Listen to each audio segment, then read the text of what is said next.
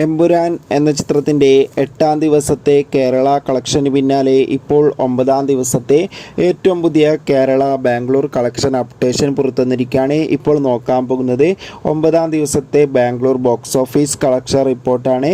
വീഡിയോയ്ക്ക് മുൻപ് video like ചെയ്യുക, ചാനൽ സബ്സ്ക്രൈബ് ചെയ്യാൻ വേണ്ടി ശ്രമിക്കുക.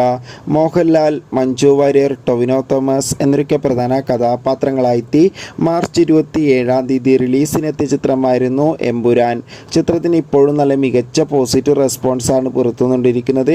അതുകൊണ്ട് തന്നെ എല്ലാ സിനിമാ പ്രേമികളും ഒരേപോലെ എമ്പുരാൻ എന്ന ചിത്രത്തിൻ്റെ ഓരോ ദിവസത്തെ ഓരോ കളക്ഷൻ റിപ്പോർട്ടും അറിയാൻ വേണ്ടി കാത്തിരിക്കുകയാണ്.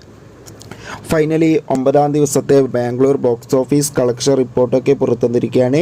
ഇന്ന് 9-ാം ദിവസവും മികച്ചൊരു ബുക്കിംഗ് ആയിരുന്നു ചിത്രത്തിന് നടന്നത്.